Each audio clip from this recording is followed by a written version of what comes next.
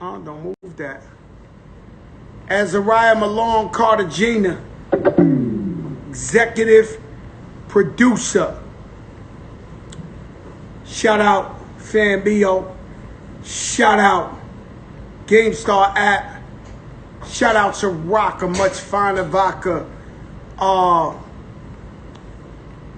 We're not in the same house, guys.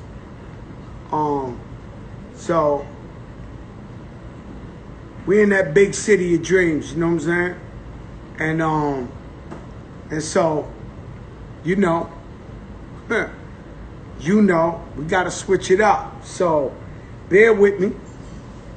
They said the sound was a little muffled earlier. I don't think so, huh? Great news for basketball. They checked all the players in Orlando and nobody got the corona. God bless NBA. I see the mayor. Yeah, I made it. The mayor. I made it. BX Kings on the check-in. COVID is still very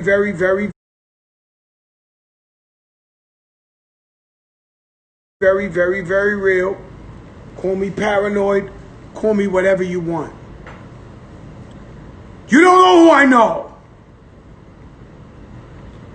Well, Ma, you trying to kill me. This shit's a rock. What the fuck? Shout out Johnny Jets. I take the privates because I want to be, you know, with the family. I don't really like small planes and privates, but I do it when I have to. But shout out Johnny Jets, man, and my man James Johnson that used to play for the Heat. Now he play in Minnesota. That's my brother. And so I was on that plane today, so I had to violate and take like 3 shots of Tito's or something, man. Or no, Ciroc. And so, you know, we wavy right now. You know what I'm saying? I have a guest today who's a big boy. After the big boy, come the new boy on the block. The new boy on the block is Edgar Balanga. He the talk of the streets. He 13-0. He knock him out every first round. He is the Punisher. He will punish you. Timberland the king, Lindy official the king. Edgar Balanga will punish you. He's in Vegas tomorrow night on ESPN. I feel bad for who's going against him. I feel bad for who's going against him. Let's see. Roll Parish. Everybody tested. Mama Silvers was good. Everybody tested. No COVID. We're going to get to, you know, Rich Player, Laker fan. I'm a big LeBron fan. He swears LeBron going to get MVP. We got him. We got the Greek the Freak. Yeah, nah, I'm not on vacation. This is my home. You know what I'm saying? So, you know, the Balanga show. Yeah, we not, you know, yeah, we home. Hold on, let me see. Surprise guest. I don't even want y'all to know. Surprise guest, boy. Shout out Eric B., the Godfather. The Godfather of the Fat Joe Show, the Joker Show. Yeah, Alizé, what's good? I'm waiting on that request, Alizé. Shout out Alizé.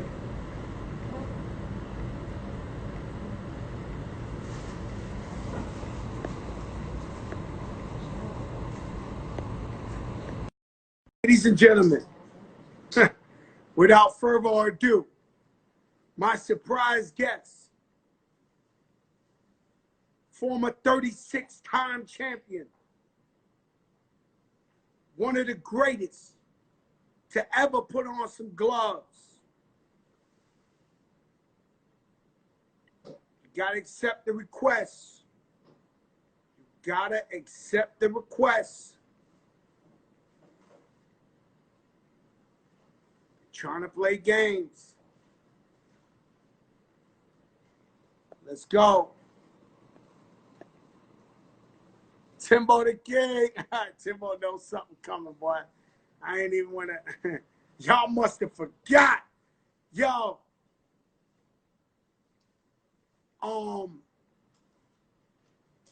Let's try again. Yo. Shout out to my brother Roy Jones Jr. Yo, Roy Jones, text. Just hit me and say, yo, I'm here. Because the traditional way, they ain't trying to mess with the realest ones in the game. Oh, shit. It's on the night. It's on the night. It's on the night.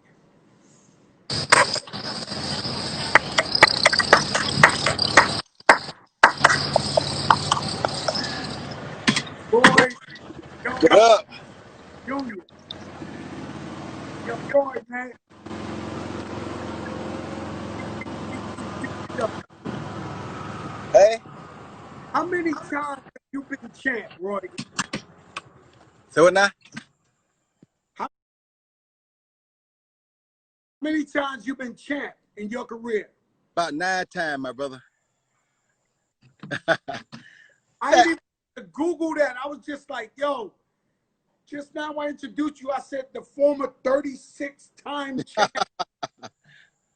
Yo, Roy, a lot of rumors you used to chase chickens to get your. Is all this shit real? Was it real or? All that was real, brother. Every bit of it. Every bit of it. Hey, I still make my fighters do it sometime right now. Oh, so you got boxes now? Yeah, I got boxers now. I make them chase them sometime right now still. Especially the young ones. Teach them how to change directions quickly. It shows them how to move. Teach them how to keep their feet up on them, keep their weight in the middle, and not get their weight out in front of them or too far behind them. Because the chicken changes directions on the instant, just like an opponent. So you must know how to keep your footing so you can change directions at any moment.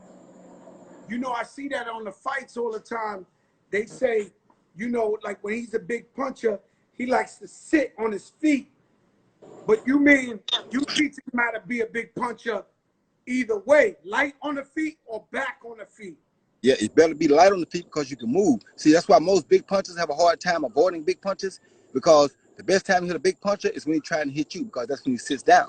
You don't want to sit down. If you notice, when I did things, everything was quick and sharp and precise because I want to get you and not give it back. Yeah, Roy, you was doing like what we call now. You was playing 5 games of basketball, then going to fight. Like, did you ever think back at that and be like, yo, I was crazy? No, I knew what I was doing, Joe. I used to do it every day. And I used to play ball and train every day. So I kind of knew my body could handle it. It's just a matter of me keeping myself focused and knowing what I had to do to beat my opponent. See, what I believed in was you go in, you analyze the job, and you isolate those tools for that particular job. Now it doesn't make you go out there and waste time, waste energy, because you know what tools you need. So like even the day I played the basketball game, I studied my opponent well. I knew what to do to him. And I knew that playing basketball was going to take a little out of me. So I had to make sure I didn't put too much in any of my punches, because if I did, it'll wear me out. So if I don't put too much in my punches, I can go off. I saw a fight, Floyd Mayweather coming Friday, the champ coming Friday, right? Right. But I saw a fight one time where I actually thought Floyd was in trouble. He went like 7, 8 rounds, and then I seen him just turn the whole like philosophy around. And at the end he won. He figured and then he started talking. Yo, I watched tapes on, say, Rocky Marciano. I don't know who, some old school fighter, and he was like, this happened to Rocky Marciano, and then he switched it up, and then he won. Were you big on watching boxes on tape and all that? Yes, that's how I developed myself, Joe. I studied some of the guys who I thought were the best at what they did, and I figured out the things that made them abnormal. Like Eddie Mustafa Muhammad had an enormous left body shot, left liver shot. So I peeped that. That was his best thing. I peeped that. Joe Frazier had an awesome leaping hook. I peeped that. Muhammad Ali had the feet and the speed. I peeped that. Tommy Hearns had a perfect right hand. I peeped that. Sugar Ray Leonard had the speed and finesse. I peeped that. Marvin Hagler had the endurance. He never was up here. He never was down. He stayed here the whole time. I peeped that. Wilfred Benitez, Roy, Wilfred had awesome defense. I peeped that. So that's the worst fighter. Let me tell you something, Roy. Back in the days, I remember in my projects, I was talking to this dude, and I snuck him, sucker punched him. Bow. He fell on the floor and did a push-up and got back up. And he said, wait. I said, holy shit. Because, yo, Roy, I hit him with the kitchen sink. I knew I was in for a long one that day. I said, oh, but 2 hours later, I'm still fighting the guy in the middle of it. I'm like, Jesus Christ. I picked Roy. He wasn't the one, Roy. No, he wasn't. He was.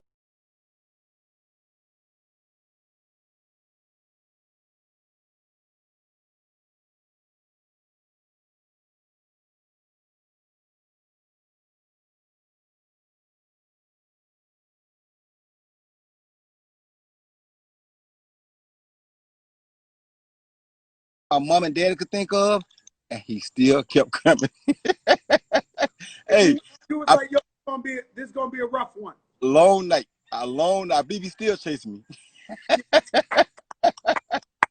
You know, I had Mike Tyson on here.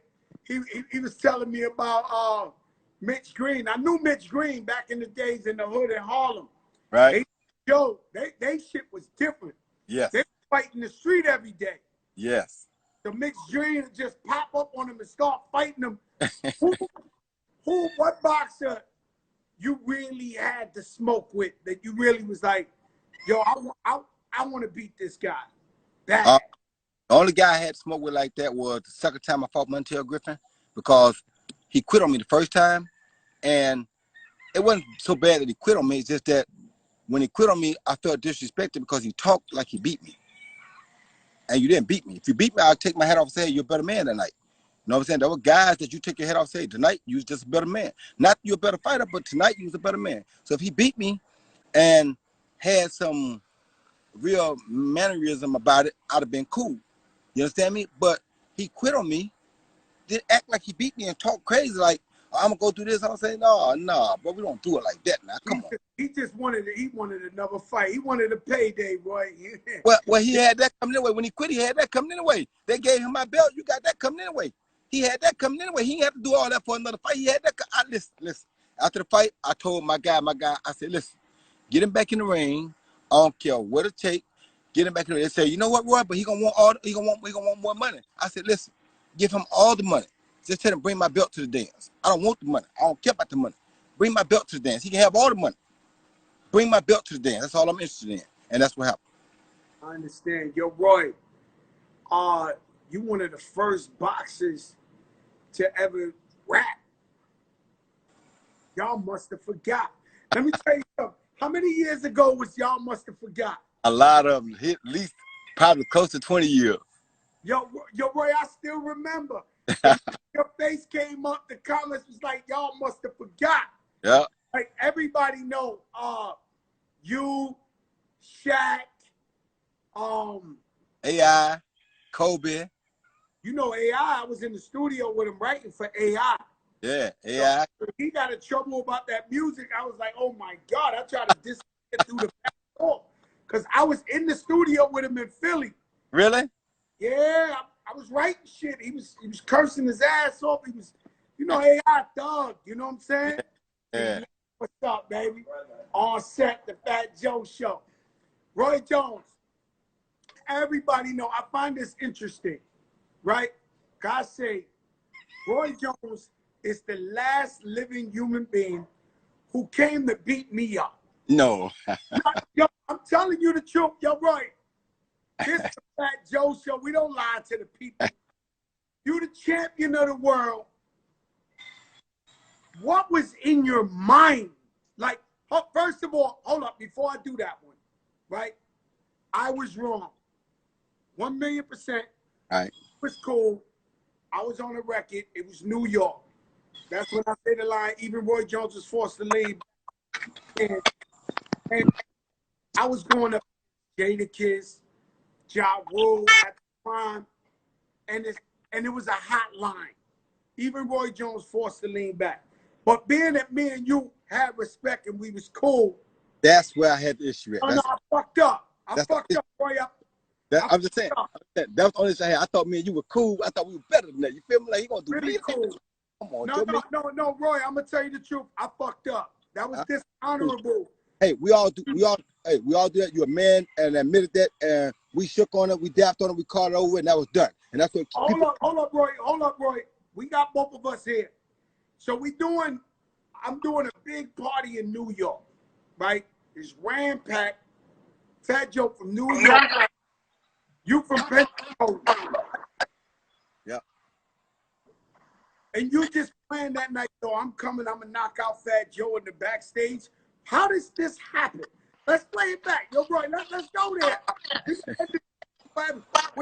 Because people gotta know, you could be with 150 guys and turn the wrong corner and you by yourself. Yep. So that night I had 150 guys with me. I know. Turned the corner and I'm by myself. Exactly. And you right there. I never seen no shit like this. You was like a magician. I turned the curtain and Roy Jones Jr., the champ, is waiting for me. It was dark. And you had the devil in your eyes. But I want to know, when you was going to the club, what you said to yourself? I'm going to step to Fat Joe?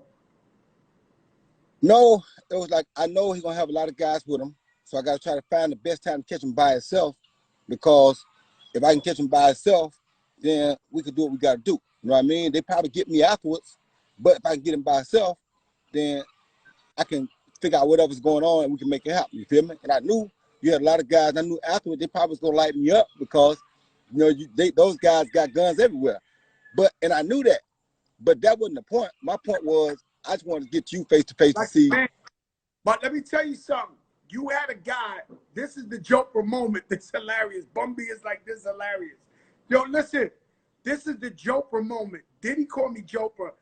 And every time I have a Joker moment, I'm going to tell a story, part of this story that nobody ever heard, right? You had some guys with you. It was like 6 of you. Right. You had that guy, Chopper Style, Chopper. He kept telling you, fuck him up, champ. Give it to him, champ. Yo, I'm standing there. Yo, I can't lie to you, Roy. I would have fought you. You would have beat me up. I'm not going to lie. But listen, Roy, I'm grabbing your hands. And this motherfucker is saying, give it to him, champ. Knock him out, champ. Knock him out, champ. I'm looking at this nigga like, I wish I didn't let you go, because I seen you chasing the chickens. I knew that was quick. What that? That shit over. Your shit like lightning. I'm a street fighter. So I grabbed their hands, and the guy Chopper Style. He's like, fuck him up, champ. Give it to him.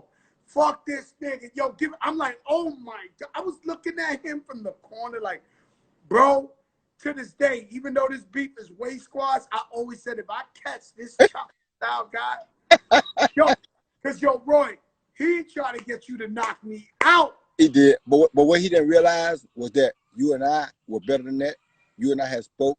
You know, I saw you before I fought Lou. You like, Lou don't want that. You know what I mean? And me, you know, we talked. We used to dap it up every time I see you. And it wasn't like I really was like, I'm not a hateful guy. You understand me? I just wanted to hear what you said, which was like you just said. You know, you like, no, I was wrong for that, because we was better than that. That's all I was doing here. I was convincing the champ, because my thing was like, because for real, all jokes aside, Roy, it was a suicide mission. Well, I know.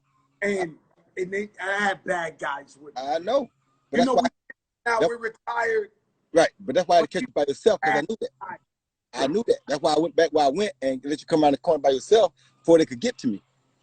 So I want to talk to you first. But I go like this. So I said, so the guy Chopper Style trying to get me knocked out, right? Right. And Pop, you get knocked out. That's it. It's over. Ain't no more Fat Joe. The nigga got knocked out. Roy Jones knocked him out. So I said, the way you came, I said, man, he must have had a back way. He must have had a way to get out of here quick because, you know, I said, this was dangerous. And this was by far very dangerous for you. For me, you would have knocked me out. But like you said, it was a suicidal mission, and I knew that going in. So I had to make sure. So I had to make sure I got what I got, and then I try to get out quick as I can. I didn't think I made it out. I didn't think I would have made it out. I don't know if you remember the words. I said, yo, man, it's hip hop. You took a breath in. This guy Chopper was like, let him have it. Knock him out. Take your shit off, champ. Fuck him off, champ. And I'm looking at him. I'm like, champ, it's just hip hop. Then for 1 second, Jesus Christ, maybe you saw your mother, your dad. Somebody said, Roy, and you said, oh, it's just hip hop? I said, it's just hip hop, champ. It's just hip hop. You said, all right, Joe. And you left. Yeah. And what you didn't know was then all my guys came over. Mm-hmm. And nobody's going to fight Roy Jones Jr. I knew that without a question. I wasn't concerned about it. And they was like, yo, what happened? I was like, nothing. Maybe it was just, I didn't even want to tell them. Right, so right. Instigated because we had squashed it. And the next day, I think, I don't want to bring people's name in it, but fuck it, we gonna get this story. I think Jay Prince called me, right? Right. Me and you got on the phone. Right. The next day. Right. Jay Prince was like, yo, talk to Roy Jones. Like, I told him he was, he was fucking out. Yo, Roy, let me tell you something. That's some real shit, bro. I respect you for life. And we hung out like a week later. I think yep, Super we Bowl did. in Jacksonville, we popped bottles. Yeah. We had fun. But yo, Roy, that was some real shit. I don't recommend it, but I ain't gonna lie to you. I always respected you for that because I said, yo, this guy, he the real deal. Well, I thought, like I said, me and you were cool. You know what I mean? I was just like, I did some sucker shit, Roy. And just that's just all. all. I was going up to get against Jada Kiss, top 5, this, that, and I needed the ball, and I knew better. Even at the time, I knew, yo, don't say this about Roy Jones. You know what I'm saying? Like, don't do that, because we was. And if you wasn't cool, understood. That's all. Yeah, but you know, and you said to yourself, he must have forgot.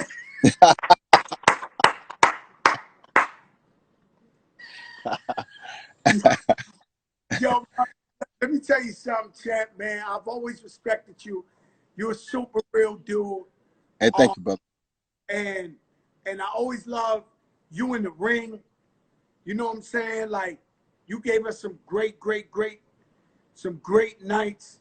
You know, you ever went in the ring and was like, this is a question I wanted to ask. You ever went in the ring and was like nervous? Like, yeah, when I fought the heavyweight that night, I was nervous as heck because he was so big, and I had never faced a heavyweight in my life except in sparring. So I was very nervous because I was like, wow, this is gonna be different. You know, he's bigger than me. He's probably stronger than me. He's not faster than me. He's not smarter than me, but he's stronger than me. So, you know, it was a very tough night, a very tough situation to go into. But once again, you know, I'm from old school. My dad always made me face my troubles head on. So I had to just kind of go face it, you know what I mean? So, you know, I look up to my big brother, and my big brother, he was a fighter, not a boxer, right? But fight. And so he won 99% of his fights. So one day, there was a dude in my block, anybody old enough to, right, in my projects, loves champ, right. His name was Raphael, right. Good looking guy.